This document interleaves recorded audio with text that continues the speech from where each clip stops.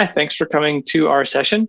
We are going to talk about Databricks, Lakehouse, and SQL analytics as it regards to access control in Eisai's usage of Databricks and Lakehouse. So we're going to run through a little bit of who we are and who you're hearing, a little bit of the use case at Eisai, those needs and requirements to fit the opportunity, and then we'll run through the solution and the results, basically the architecture and a demonstration of that solution with time for questions at the end. So I'm Matt Vogt, the Director of Solution Architecture here at Immuta, and Sean Jacobs is my counterpart. Sean, if you want to introduce yourself. Thanks, Matt. Thanks everyone for coming today. My name is Sean Jacobs. I'm the Director of R&D IT Architecture Services at Eisai.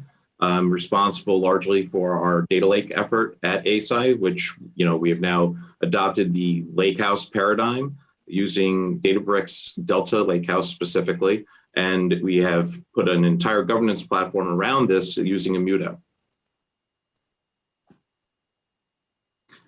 First off, we wanted to talk a little bit about Eisai. Eisai in general, has a mission called human healthcare. What that means is that we interact deeply with our patients that we work with whenever we have the opportunities and it's appropriate. That we believe that we have an obligation to our society by considering the perspectives of the patients and their families and the global community overall. And it comes in strongly in our actions and the daily use of what we do as far as creating drugs and therapies for use in Alzheimer's treatments and cancer treatments. It's one of the most important things I've ever been involved with and take it extremely seriously. So first off, at Eisai, we've had many different opportunities to look at things such as, what is a big data repository and what we're going to do with all of our information. We ran into the initial things that everyone runs into at companies where often data is very siloed and therefore you don't see a lot of common sharing amongst business groups in the company. We have specific groups that are also set up that way, and it's just a historical way that the IT architecture was given and designed. And so what we did was we decided that we're going to break down those silos and we're going to create a big data repository, which would have a global data catalog. And that we were going to be able to handle both textual and medical images, specifically DICOMs in the forms of CAT scans, PET images, MRIs, et cetera, so that we could actually glean new information and help accelerate our discovery processes and our analysis of our clinical trials, possibly in the future, that would allow us to help the world in a better place following, again, our human healthcare mission. So what we were looking for was a unified data science platform, which would allow us to analyze the big data in the repository, but also share that data across the different silos in a governed fashion. How do you get to that? Well, we started doing the deep dives into, is it in Azure, is it in AWS? And we decided that the path for us with the tools that AWS offered was where we were going to go. And that we looked at the opportunities that things like SageMaker brought and all the capabilities that it had and how we were going to utilize that. And we eventually graduated to looking at Databricks. And Databricks brought us a whole bunch of things, but it allowed us to have a single point of entry for a BI analytics platform to analyze and report the data after ETL and data science was done with the various experimentations that we wanted to be able to accomplish. And we also had the ability to put complete security around the available data sets in this environment, but it wasn't really quite enough, right?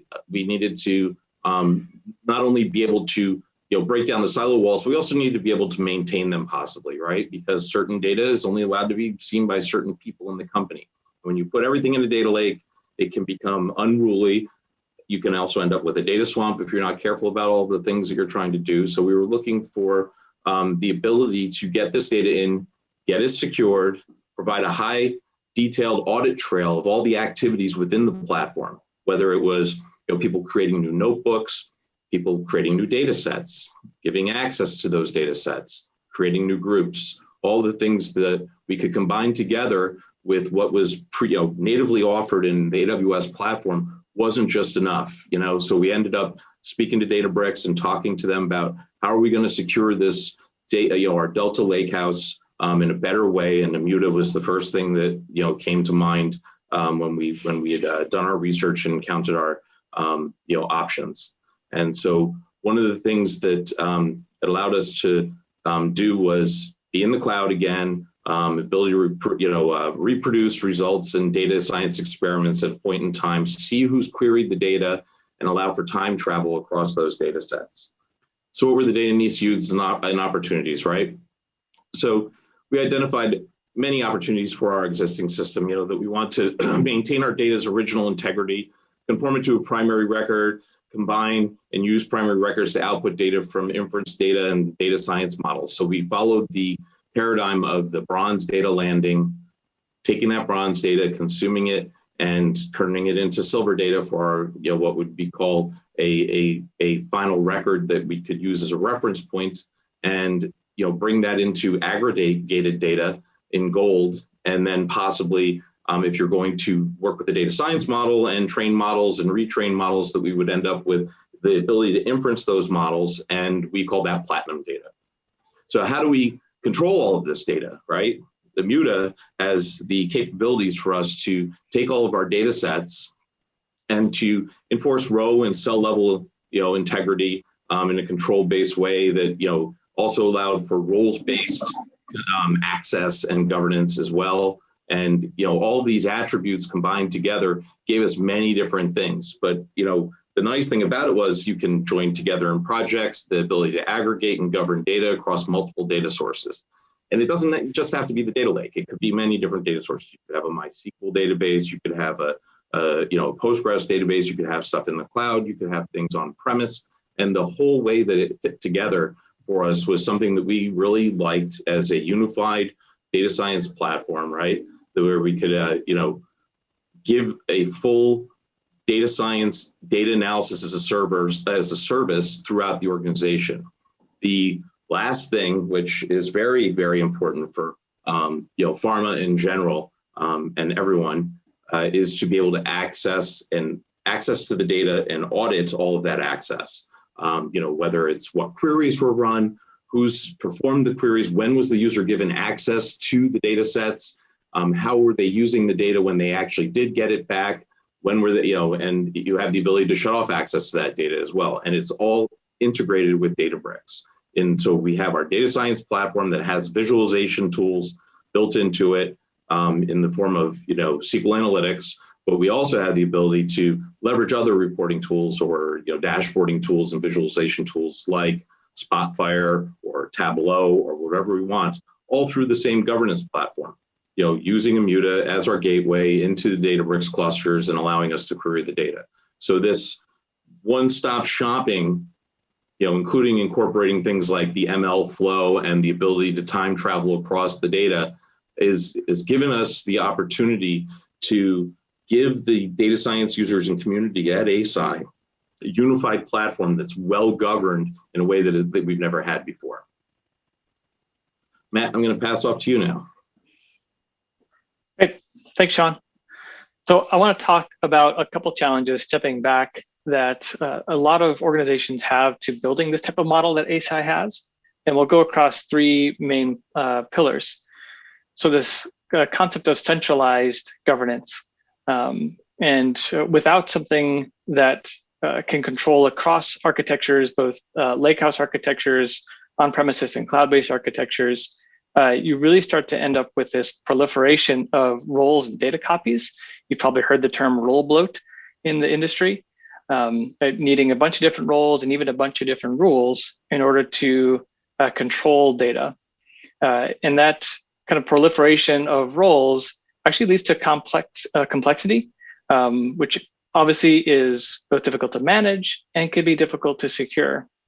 And then consistency layered on top of that becomes a big challenge in that certain technologies might have certain capabilities at the row, column, or cell level to apply security and granularity of control. And so being able to make sure that the right data, the same kinds of data, are protected in the same ways is a pretty large challenge with this approach. And in the migration, so if you're taking this data and you want to move to a data lakehouse architecture, you have to be able to securely move this data. But again, kind of bridging back to the middle column of having not just sufficient security controls, both on-premises and the cloud, but again, you want to have the same types of controls, the data being protected the same way when you move them into the cloud. One of the things that Sean talked about as well is kind of creating this data as a service, allowing customers to, Sean's customers, to see and get access and subscribe to the data that's appropriate for them and appropriate to who they are and the function they're fulfilling. So Sean, if you want to talk quickly about the architecture you created here then. Sure, thanks, Matt. So what we have is we've had Databricks running as with our compute engines up in Amazon specifically. We're using an S3 object-backed storage mechanism as is required there, and layered on top of that, we're leveraging we don't have to, but we chose to leverage the Delta Lake functionality as well, right, or the Delta engine, so that we could again time travel across data. And for those of you that aren't aware of what that is, it's the ability to roll back to a particular data set at a point in time. You can actually roll back fully, or you can actually just query in different points in time as well, which is really important for when you're doing data science models, and maybe you might be producing some type of information that would be submitted to the FDA or to any kind of governing body, where you want to say, at this point in time, this is what the data looked like that I generated this result set with. And that was critical to us. And on top of all of this, again, we have our policies and audit trails that Immuta brings for us to help maintain things like our GDPR standards and our HIPAA standards. Those are paramount, especially when we're talking about a global platform that we're building.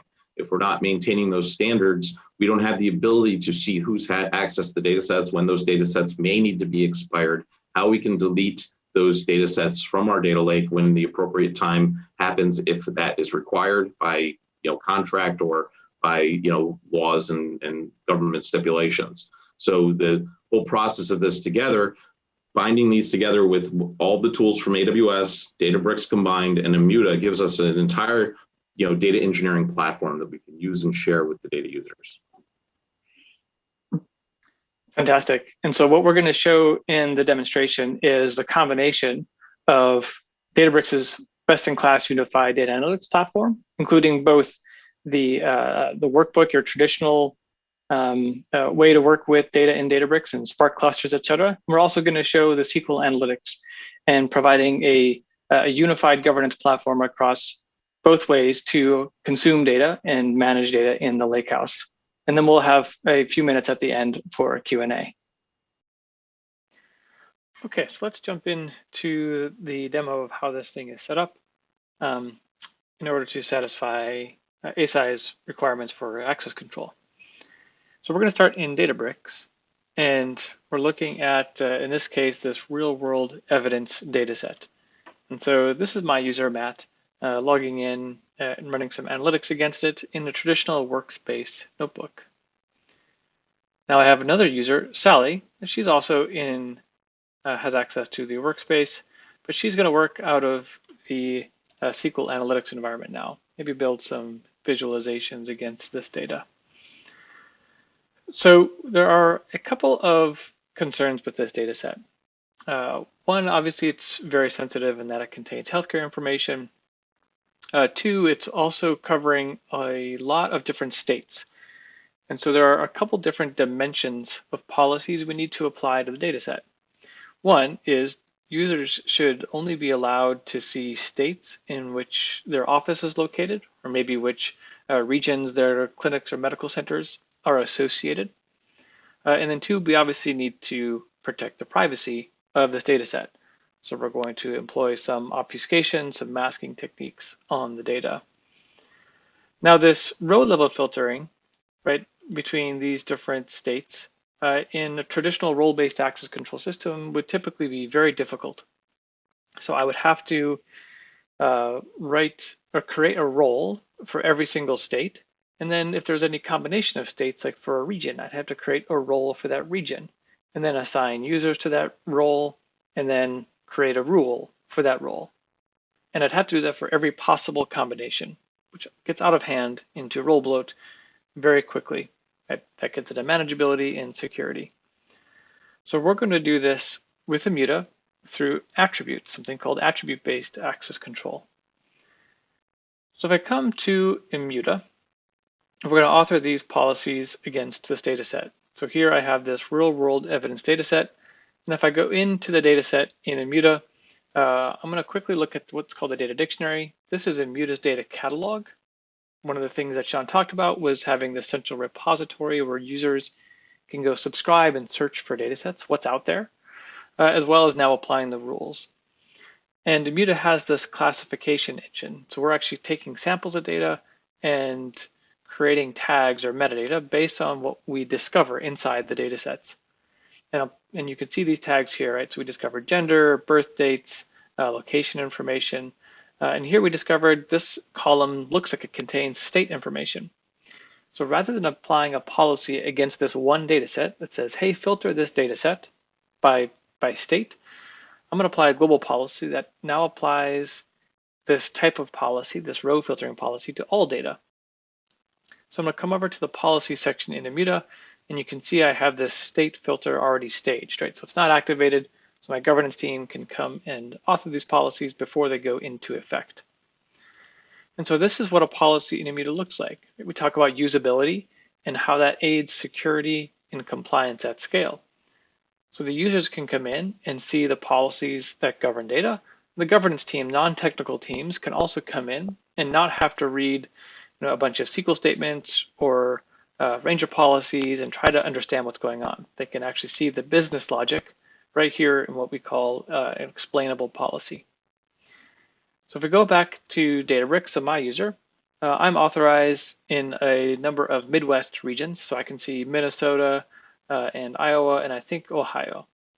Right, so these are the states where I can see data. Now, Sally, when she comes back in and reruns her analytic, the rules will apply differently because she has different attributes. Not specifically a role, but she has attributes that govern what states she's authorized to see. In her case, Florida, Ohio, and I think North and South Carolina. There might not be much South Carolina data in here. Right, so those are the regions of data she's allowed to see. Now to the obfuscation. There's a whole bunch of different data types in the data set that might be considered sensitive. Names, even dates of birth, if you're talking about HIPAA and expert determination policies, addresses, etc. So we're going to obfuscate this data. So in Immuta, we come out of the box with a couple of templates to cover different regulatory enforcements of policy on data. So these are essentially our templates that come out of the box. But I've pre-built this other kind of generalized data. I'm going to activate it as well. And we'll take a look at it again. In this instance, again, we're going to use now data tagged. So anywhere where I find a social security number where Immuta has discovered it, we're going to make it null. And we're going to redact names. We're going to hash email addresses. And you notice the way you author policies in Immuta is think of them like defaults. You're going to say, do this as the default, and what are the exceptions to that default? It's a much simpler and more secure way to prevent data leakage. Rather than saying, do this for these people, you're saying, do it all, this is the default, and what are the exceptions? So when I come back to Databricks in my workspace for Matt, actually, if you'll notice, one of the policies as I come back to it, it says we're going to redact names unless I have a specific clearance level, right? So you might have 8 security levels, and levels 1 through 3 can see certain bits of data. All right, so basically different elements might be revealed based on someone's clearance level. So I have a clearance level of sensitive, and Sally has one of public, so she can only see data that's been cleared for public consumption. And so when I rerun this query, I still see names, but phone numbers or birth dates rather are rounded to the nearest month.